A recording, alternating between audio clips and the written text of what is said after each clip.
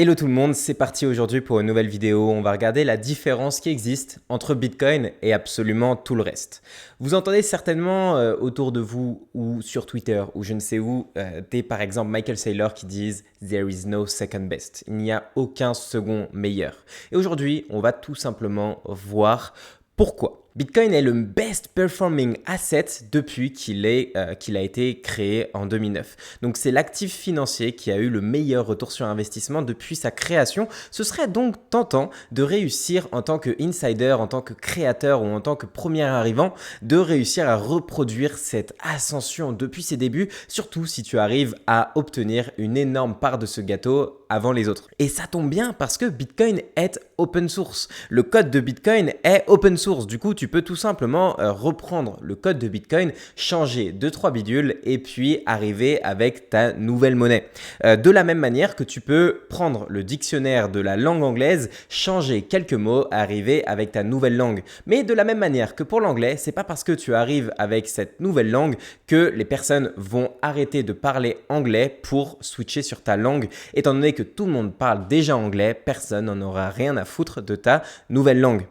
Par contre, il y a des choses que tu ne peux pas copier-coller comme le code de Bitcoin. Par exemple, c'est la sécurité apportée par l'ensemble des nœuds de Bitcoin.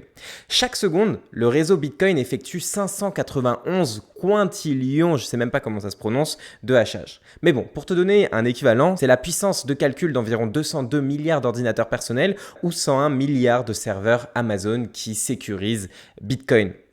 Et ça, je peux te garantir que tu vas pas réussir à le copier-coller. D'ailleurs, les mineurs de Bitcoin gagnent également plus d'1 milliard en moyenne, 1 milliard et quelques de dollars par mois. Donc, c'est un marché qui équivaut à plus d'1 milliard de dollars par mois de recettes pour les mineurs. Donc, tu ne vas pas attirer les mineurs sur ton coin fraîchement émis de toutes pièces parce qu'ils sont déjà en train de se faire un sacré jus en train de sécuriser Bitcoin et non ta monnaie. Donc ça, tu vas pas non plus pouvoir le copier-coller. Il y a une autre chose que tu vas pas pouvoir réussir à copier-coller, c'est le nombre de nœuds Bitcoin, le nombre d'individus qui ont décidé de faire tourner leur nœud Bitcoin et donc de décentraliser le code pour s'assurer que personne ne peut changer les règles. Et les nœuds actuellement, il y en a environ 14 600 au moment où je vous parle qui sont accessibles. Donc des nœuds qui ont fait en sorte de pouvoir relayer à leur tour les transactions, mais il est estimé qu'il y a même environ 100 000 nœuds tout confondus, donc accessibles ou non accessibles. Et donc, tu vas pouvoir tout de même réussir à forker ou copier-coller le code de Bitcoin et créer ton alternative coin, ta crypto-monnaie. Et il y en a beaucoup d'autres qui l'ont fait par le passé, comme par exemple le plus connu d'entre eux, c'est Bitcoin Cash. Mais il y a aussi Bitcoin Diamond, Bitcoin SV, Bitcoin je ne sais pas quoi, ou encore le Litecoin qui a copié-collé le code de Bitcoin en changeant quelques petits bidules avec. Mais comme pour ces alternatives coins du passé, comme le Bitcoin Cash, les Bitcoiners seront ravis de pouvoir dumper ton coin contre du vrai Bitcoin, comme le Bitcoin Cash qui a perdu environ 97% de sa valeur depuis ses débuts ou le Litecoin qui a également perdu 97% de sa valeur depuis le début. Il y a quelque chose d'autre que tu vas pas non plus pouvoir copier-coller, c'est la conception immaculée de Bitcoin. Effectivement, seul Bitcoin est né d'un créateur qui n'a jamais touché son gain et s'est décentralisé au fil de la distribution de la Proof of Work. Effectivement, Bitcoin, comme l'a dit Satoshi Nakamoto dans un des emails qui sont parus récemment, Unfortunately, malheureusement, la preuve de travail est la seule solution que j'ai trouvée pour faire un système de cash électronique de pair à pair sans intermédiaire de confiance. La preuve de travail est fondamentale pour la sécurité du réseau et la coordination du réseau. On reviendra sur ces points un peu après. Mais également, actuellement, c'est le point que je veux mettre, actuellement, ça a également été nécessaire pour allouer la distribution de la monnaie. Effectivement, Bitcoin s'est alloué de manière linéaire petit à petit au fil du temps et elle récompensait ceux qui avaient le plus travaillé et elle récompensait ceux qui avaient compris Bitcoin les premiers. Chacun achète Bitcoin au prix qu'il mérite. Et la distribution s'est faite au plus méritant, c'est-à-dire à celui qui a travaillé le plus et qui a travaillé également pour comprendre l'importance de Bitcoin. Tout le monde peut être un mineur de Bitcoin, l'énergie est présente partout autour de nous et absolument tout le monde a les mêmes chances de réussir à miner du Bitcoin. Personne n'a plus de chances qu'un autre. Donc pour toutes ces raisons, la preuve de travail est irreproduisible. Bitcoin a trop d'avance sur beaucoup de points. Du coup, les crypto-monnaies sont arrivées avec une nouvelle narrative, la proof of stake, la preuve d'enjeu. Dans cette preuve d'enjeu, c'est comme son nom l'indique, les personnes qui ont le plus d'enjeux dans cette blockchain sont les validateurs. Donc, qui a le plus d'enjeux? Celui qui en détient le plus. Celui qui détient le plus de cette monnaie a le plus d'enjeux, donc la plus grande motivation à garantir que cette blockchain ne voit pas des transactions frauduleuses être insérées dedans et c'est lui qui va être le validateur de cette blockchain, faire l'équivalent du travail que font les nœuds dans le cas de Bitcoin. Et lorsque Bitcoin résout les nombreux problèmes causés par les monnaies en retirant le contrôle de l'argent des mains des gouvernements notamment, les crypto-monnaies reproduisent ces schémas sous stéroïdes. Petit aparté avant d'arriver sur la suite, si tu aimes cette vidéo jusqu'à présent, n'oublie pas de t'abonner à ma chaîne. Je vais créer énormément de contenu, il y a beaucoup de vidéos qui sont dans le pipe et qui vont sortir prochainement. Et n'oublie pas également de liker cette vidéo et de la commenter, c'est très important pour le référencement et de la partager à quelqu'un que ça peut intéresser. Alors, c'est donc pas le cas, cette distribution immaculée de Bitcoin aux plus méritants n'a pas été le cas pour les crypto-monnaies, pour l'ensemble des autres crypto-monnaies. L'ensemble des autres crypto-monnaies sont préminées, elles sont préallouées par l'entreprise et les insiders qui ont émise cette nouvelle monnaie. Par exemple, je vais prendre le cas des principales crypto-monnaies, par exemple l'Ethereum. L'Ethereum, il y a environ 120 millions d'Ethereum en circulation actuellement et 72 millions ont été préminés, soit environ plus de entre 60 et 70%. Dans le cas du Solana, une des crypto-monnaies les plus connues également, c'est quasiment la totalité qui a été préminée, allouée aux insiders, aux venture capitals et à l'entreprise. Dans le cas du BNB, un autre exemple, la Binance Smart Chain ou le BNB, la monnaie, sur les 147 millions de BNB actuellement en circulation, 100 millions ont été préminés, soit environ 65, 68, 70%, entre 65 et 70%. Et d'ailleurs, comme par hasard, l'ancien CEO de Binance, qui a créé de toutes pièces ce token, détient encore 64% de l'ensemble des BNB en circulation. Bah oui, parce que c'est lui qui a créé de toutes pièces cette monnaie. Et c'est quand même extrêmement convenient parce que, comme on l'a dit, ce serait quand même pas mal si quelqu'un arrivait à reproduire l'ascension fulgureuse de Bitcoin et en détenait une majorité. Ce serait quand même extrêmement convenient.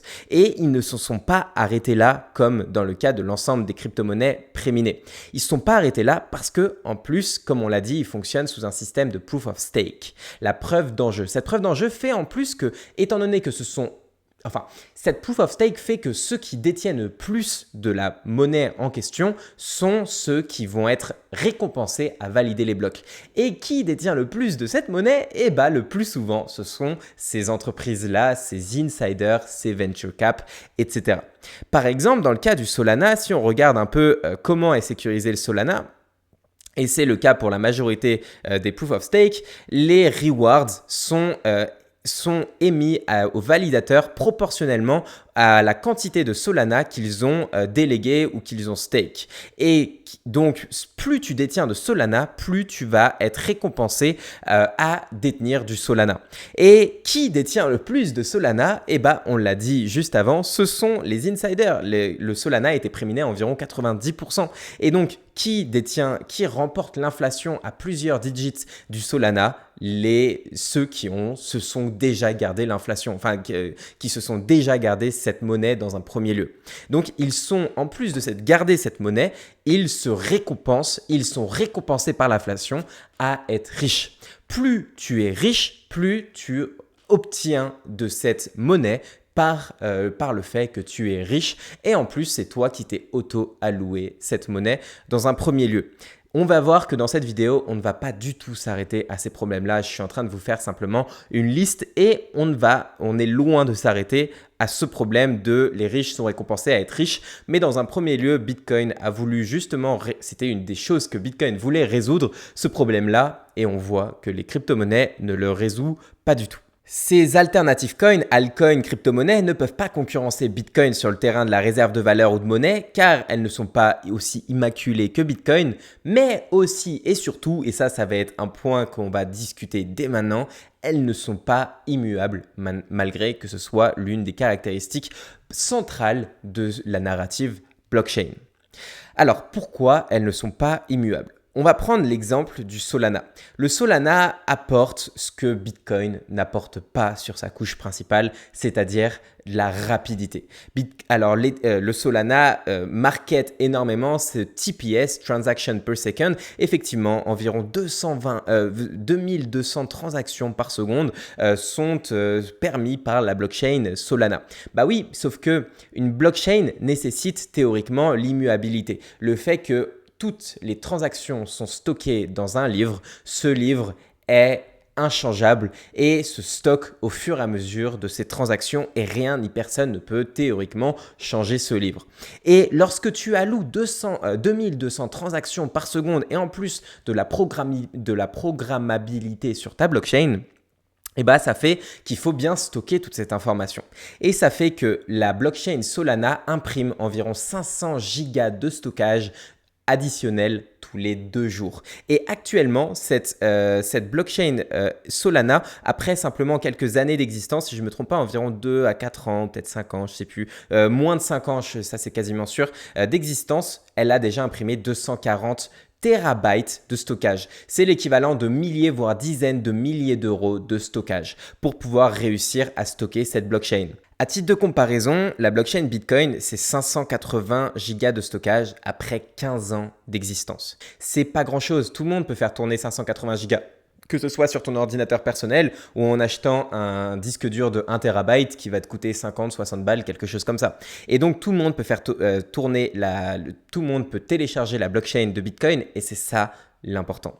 Je vais t'expliquer juste après pourquoi c'est si important, mais si ça ne l'était pas, la blockchain de Bitcoin Cash qui était la narrative de plus de rapidité via des blocs plus grands ou encore le Litecoin aurait fonctionné. Mais non, ils se sont effacés totalement comparé à Bitcoin. Ils ont perdu 97% de leur valeur depuis qu'ils se sont lancés et il y a une raison et cette raison, c'est le fait que le stockage, la rapidité n'importe pas, c'est notamment le stockage qui importe. Je vais t'expliquer ça dès maintenant. Pour t'expliquer, je vais te donner un exemple. Lorsque tu regardes la mempool, ça c'est la mempool de Bitcoin ou c'est tout simplement le ledger. Je suis en train de regarder par exemple, il y a 60 minutes, il y a eu ce bloc avec telle transaction. Toutes ces transactions se sont validées dans ce bloc d'il y a 60 minutes. Tout le monde peut consulter le livre de Bitcoin et toi-même, tu peux savoir combien tu as de Bitcoin dans ta ledger parce que Bitcoin est consultable. Mais sur quoi il est consultable? Lorsque j'ouvre un explorateur de Bitcoin sur Internet ou alors que tu ouvres ton Ledger, d'ailleurs je ne recommande pas du tout Ledger mais c'est le plus connu donc je me base sur cet exemple.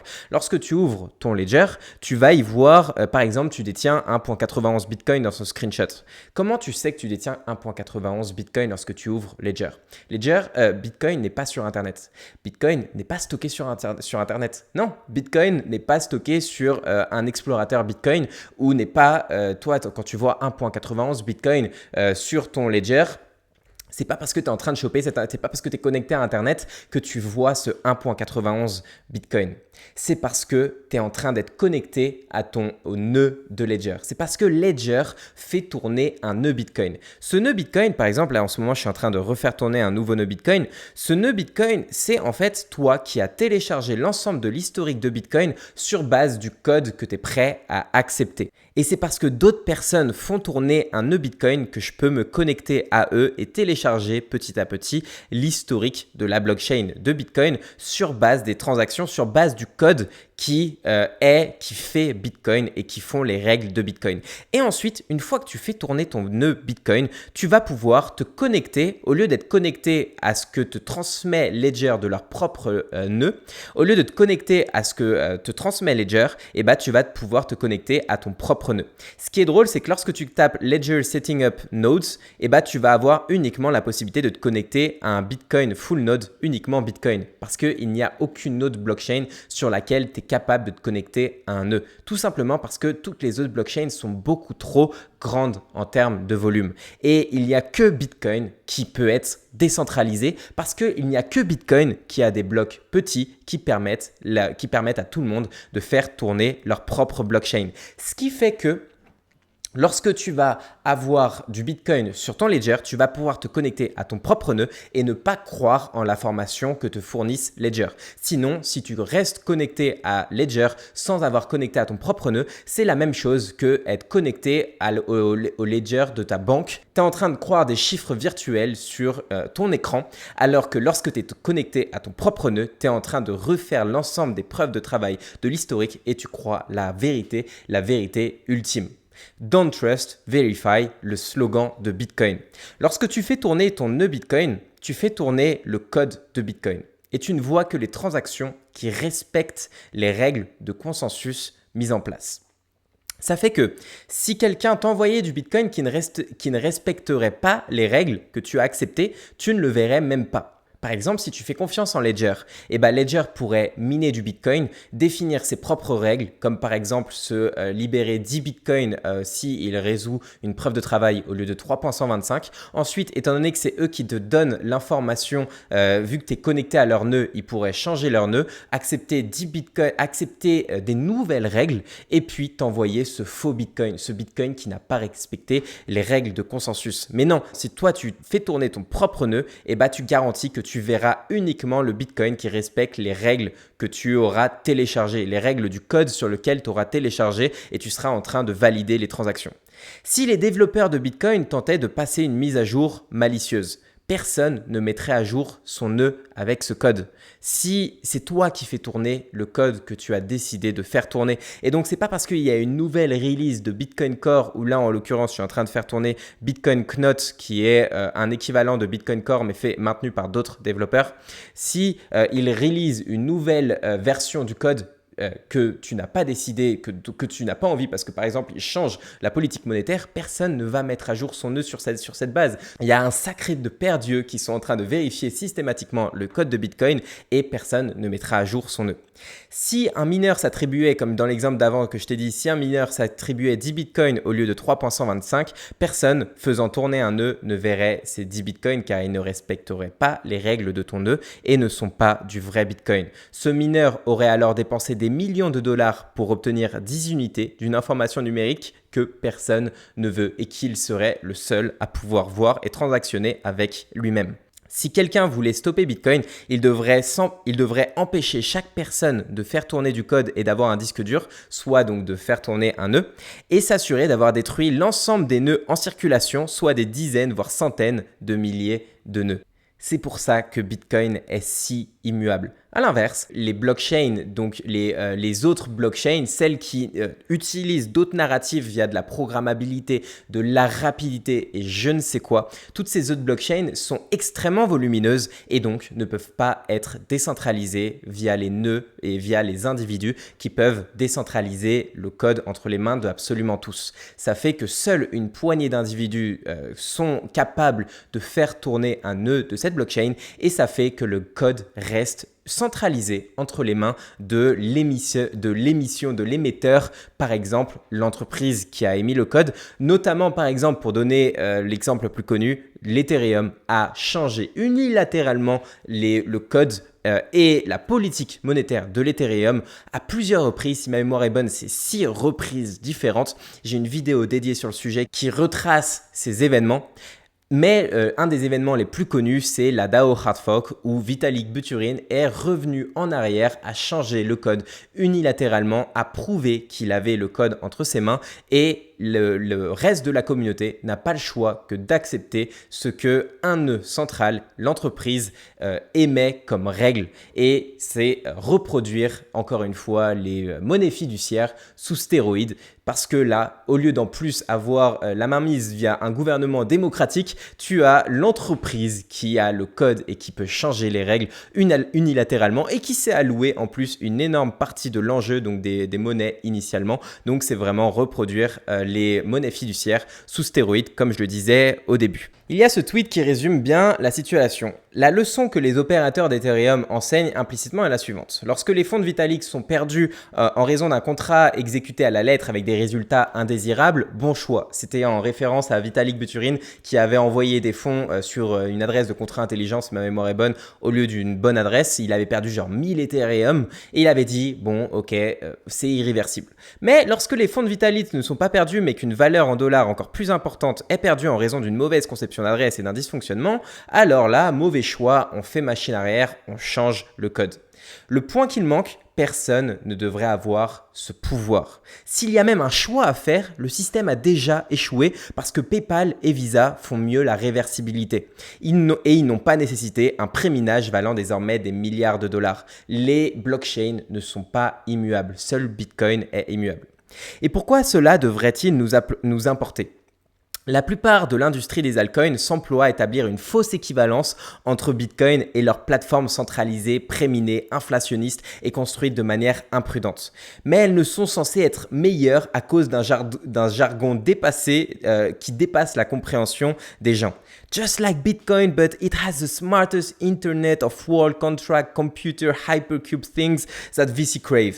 Le problème, c'est que bien que l'on ne peut pas empêcher les personnes de faire des mauvaises décisions, si on continue de ne pas insister sur la différence qui existe entre les altcoins et Bitcoin, on va partager la perte de crédibilité de ces altcoins qui vont au fil du temps souffrir de nombreux problèmes provenant du fait qu'ils ne sont même pas proches d'être équivalents à Bitcoin.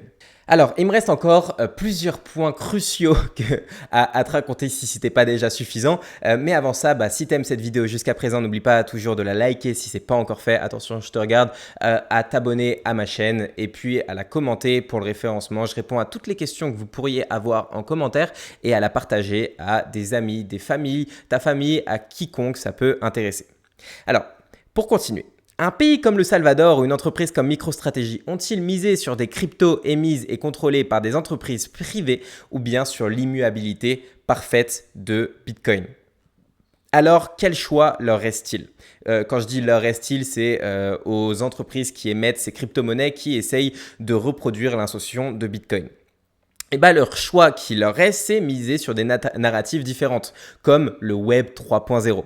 La réalité est que le Web 3.0 n'apporte ni décentralisation, ni efficience. Il apporte une base de données lente, beaucoup plus coûteuse et moins flexible que les bases de données existantes comme AWS. Quitte à ne pas être immuable, comme on l'a dit et répété au fil de cette vidéo, autant apporter le peu de coûts que ça coûte, enfin le fait qu'elles sont beaucoup moins chères et également apporter cette flexibilité. Non, avec les blockchains, tu vas apporter cette fausse immuabilité et toute cette inconvenience, tout cet manque de pratique qui sont apportés néanmoins par la blockchain et le fait que tu t'es obligé de stocker absolument toutes les informations qui y sont transmises et puis au fur et à mesure les communiquer à énormément de participants.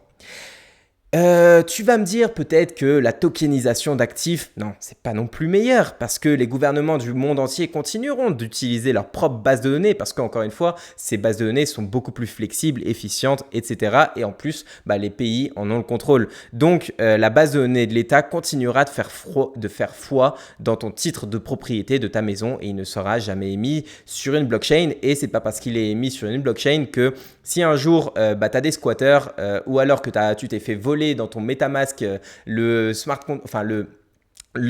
titre de propriété de ta maison, tu vas continuer d'être propriétaire de ta maison parce que t'inquiète, c'est l'État qui fait foi dans ton titre de propriété. Également, parce que j'ai mis en fin, mais non, il y a encore d'autres arguments qui arrivent, lorsqu'une nouvelle technologie apporte de la valeur, elle est adoptée par les entreprises et autres acteurs économiques pour optimiser leurs coûts, remporter des marchés. Comme cette course à l'armement de l'IA en ce moment. Pourtant, après plus de 15 ans d'existence des blockchains, seules des narratives continuent d'émerger. Uniquement des narratives, aucun cas concret de valeur ajoutée et de gain de valeur pour les entreprises. L'histoire a prouvé qu'une blockchain est inutile si elle n'est ni décentralisée ni immuable. Et la révolution blockchain provient de comment Satoshi Nakamoto a créé, et sur base du travail de Adam Black et autres, a créé une propriété digitale basée sur le monde physique garantissant l'immuabilité. Son immuabilité est basée sur quelque chose de tangible que tu ne peux pas falsifier. Et le fait qu'il ait des petits blocs ont décentralisé le réseau et il a l'avantage du network effect et de l'immaculation de sa conception. Autrement, la blockchain est une base de données lente, coûteuse et inefficace. C'est une alternative en aucun point meilleure aux bases de données classiques. Celle-ci n'a trouvé son utilité que dans le cas d'une monnaie peer-to-peer immuable. Cette monnaie a déjà été créée. Elle s'appelle Bitcoin et sa naissance immaculée ainsi que son avance en termes de décentralisation, sécurité et network effect la rendent irreproduisible. Toutes les autres crypto-monnaies chutent et continueront de chuter contre Bitcoin. Ça va être le dernier point de cette vidéo. Simplement, depuis les 2 derniers mois, plus d'1 million de crypto-monnaies ont été lancées. Tout le monde peut créer sa propre crypto-monnaie. Pourtant, depuis 2017, on est au même pourcentage de ce que représente Bitcoin sur l'ensemble des crypto-actifs. Mais à titre de comparaison, là j'ai mis un Wayback Machine, donc une archive de CoinMarketCap de août 2017. On avait simplement 856 crypto-monnaies à ce moment-là. On avait 856 crypto-monnaies qui, comparées à Bitcoin, représentaient environ 45% du marché entre elles, et Bitcoin représentait 55%. On est encore à 55%. Par contre, maintenant, on a des dizaines et des dizaines de millions de crypto-monnaies. La réalité est que l'ensemble des crypto-monnaies chutent éternellement contre Bitcoin. Ça, c'est une charte de l'époque, mais déjà à l'époque, l'ensemble des crypto-monnaies chutait éternellement contre Bitcoin. Aujourd'hui, c'est toujours et encore le cas. Avant de finir cette vidéo, je vais vous rappeler que tout le monde rejette les nouvelles idées au début, mais je serai là si un jour vous êtes prêt à en écouter plus sur Bitcoin et pas sur les autres crypto-monnaies. Pour les autres, n'oublie pas de t'abonner à ma chaîne, de liker cette vidéo, de la partager et de la commenter. On se dit à très bientôt. Ciao.